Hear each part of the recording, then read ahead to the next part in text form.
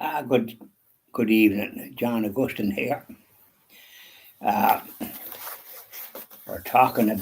I'm paraphrasing Bishop Joseph E. Strickland, East Timor, Texas, uh, East Texas, the diocese.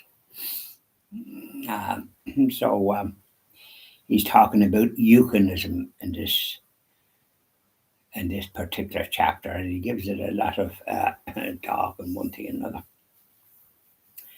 And he mentions like that in the area that he's in, there's a lot of evangelical Protestants, and he finds that those that practice their faith with sincerity and belief and all the rest of it are quite good people. And they share some of the views, and they've spoken to. They share the views of the sacredness of life from conception to natural death, and the preservation of life whenever people are ill, and so on and so forth, and which is good. And they share that type of view. And so he speaks then about various things that eucharism cannot do. Jesus founded the Catholic faith, the Christian faith, the one true faith, with the appointment of the apostles and St. Peter as the first pope, and based in Rome, which it has still to this day. And it has encountered problems down the centuries, as we know, persecutions, martyrs. We have some of them in our own country here, quite a few, including the Archbishop of Armagh, Primer of Ireland, the Catholic Bishop St. Albert Plunkett. It was martyred in Tyburn in London by the British in the 1600s. With this Reformationist anti-Catholic bigotry. Now, the Protestant churches are founded from that time. And that's the fact of the matter, although he doesn't allude to that in his chapter, but that is the way it is. And sometimes they absorb some of the business of the Catholic faith. They had bishops, and the highest is the Archbishop, and they have an Archbishop in Canterbury. And some of them a lot of them become Catholics when they started ordaining women. Not that they were anti-woman or anything, it's just that the practice of the faith was instituted by Jesus, and it was all men. Women have a great and important place naturally by way of their great gifts of femininity. They make great nuns, they were great teachers, Sisters of Mercy, Presentation Sisters in this country. They planted the faith here, educated the poor. Likewise, the Christian Brothers and the Presentation Brothers, Marriage Brothers, the Alisal Brothers, all over the world, not just in this country. Bishop Strickland doesn't speak about that, but that's the fact. And I noticed in Birmingham there was a Irish-born Catholic priest that died, I think, in the 1980s. He was Irish-born, and he was the bishop in Birmingham, Alabama, where EWTN is located, the headquarters, that marvellous Catholic organisation that promotes the Catholic faith, the Eternal Word Truth Network. Bishop Strickland does not speak about that, but I'm speaking about it. But he does say about ecumenism and that kind of thing, that young people are drawn to the truth. And when they experience it and the reverence that's attached to the way the Catholic faith was practiced, the universal language of Latin, and Bishop Joseph E. Strickland embraced that to his great credit because he studied it. And Vatican II promoted that. It didn't say anything, but other ones with an agenda changed all that and look at the destruction that they caused. And now in the Catholic Church, there's a lot of confusion.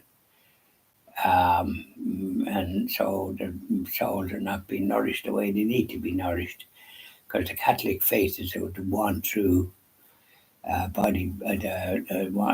way, the truth, and the life. And Bishop Strickland makes the point that there's no point in going down, watering it down to fit in with all this. We're all one sort of thing. Jesus Christ said the wood may be all one, and there are quite a few people from the Protestant joining the Catholic faith. But to come slow to it, when they seek to try and get the truth, this is when they discover it. And they're enlightened, and they know what's good and what's kind of watery. So that's the important thing. And then the sacraments that we have. The Protestants really just depend on the Bible and their interpretations of it. And some, are friendly with the Catholics, and then some then take a very negative stance. Because, as I say, they were founded and the Reformation was the persecution of the Catholics. And it started in this country, our monasteries were destroyed in our Catholic churches in Ireland. This is why we have the only country in the world that has mass rocks. He doesn't come from that background.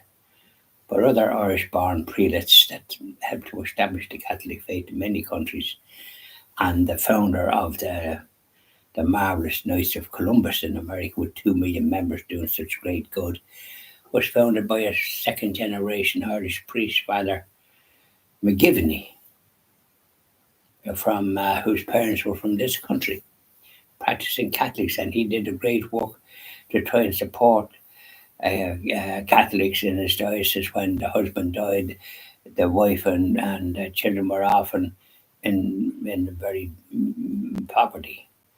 And so he helped to have in the diocese he was in, and to have people coming together to try and support them and make sure that their children weren't adopted, because most of the children were adopted put into Protestant areas, so the faith was lost.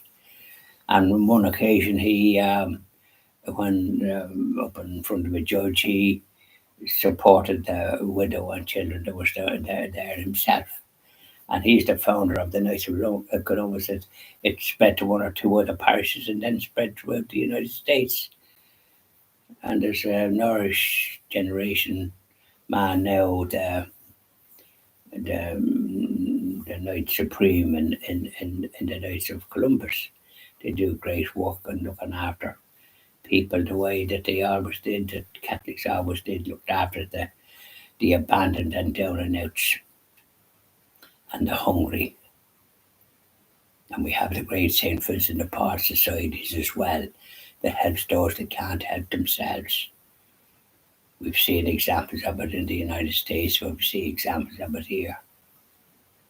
Great organisation to help look after those that are not able to help themselves. But anyway, Bishop Strickland is about the community. There's no point in watering it down. You stick to the truth, and the truth will set you free. And those ones that joined the Catholic faith are delighted. A great example was one of the ones that was in England. He was made a cardinal from a priest, which is a bit of unusual. He didn't go up like through the ranks. He just went from one up to the top. Cardinal Newman, which I don't think is the right way to do things, quite frankly.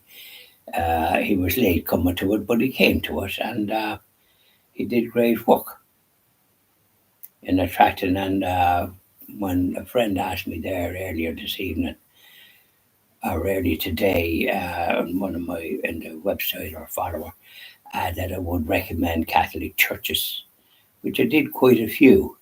But I didn't mention University Cardinal Newman University chapel in Stephen's Green in Dublin, which is beautiful, lovely ornate ceiling and lovely stained glass windows. I was at a few conferences there. Indeed, I got mass there in my time as well. And it's strange that didn't mention that, but I mentioned it now. I think this follower might follow my live videos as well, so don't forget that. So that's Bishop Strickland. It's quite true. He's come that he knows the truth will set you free. And for example, the business of the people that come from the Amazon jungle and all dancing around these idols, that's not the way to convert people. You convert people to the way, the truth, and the life. You don't start sort of doing that kind of thing. That's what missioners did. And the present people in the Vatican seem to be going down a road that doesn't seem to make sense to a lot of people. We pray for them, of course. And I'm sure, like everything else, truth will eventually come, and the great Latin Mass that's celebrated and being slightly suppressed by those in the Vatican. And that it will thrive because it's where the growth is. And Bishop Strickland supports the like of that. So he wrote a very interesting article about that, about Eucharism, and that you keep your the great sacraments that we have, that they haven't got another's. God help them. Well, after all, they were founded after the Reformation, and it wasn't a great start, I'm afraid. And in England, to have the king or the queen, the head of the church, and even if they weren't practicing, well, Queen Elizabeth II seemed to be very spiritual, but suffice to say that it's not the best way to have. You need prelates, ordained people to be in charge. But that's what happened because Henry VIII had murdered all those wives that he did in order to try and father his son, and it didn't happen that he did. One that he did died young, and he didn't have any luck for what he did. He was quite evil, and he started this, what Martin Luther started in Germany, the Reformation. So that's what these Protestant churches are founded on, and the sooner they admit that, the better, and seek the light, seek the truth. Bishop Strickland is saying that, and he's quite right. Would that other bishops would speak like that with such clarity. So by now, and we do learn from reading, don't we? I read various books. For example, I was reading St. Teresa of Avila, The Way of Perfection, and then something about miracles, but she's very thorough, and that was 400 or 500 years ago in Spain. Still relevant. St. Augustine, the Bishop of Hippo, he had a bad life for some years. His mother Monica prayed for him, and he was converted, and then went on to be a doctor in the church. I got a book there in Veritas, which I support 100%. I have a video about it to try and save people. It's great staff in it. It's a joy to deal with. In Dublin, in Middle Abbey Street, and another one in Blanchardstown, and the 7 stores, including the distribution centre, the one in Letterkenny, one in Derry, one in Limerick, one in Cork. So like they're just marvellous. This is what we want, isn't it? We want good bookshops where we can buy books. Never mind this business of buying stuff online unless it's a Catholic situation that has premises and so on and so forth. Nourishing the faith, wouldn't be buying anything from any other quarter.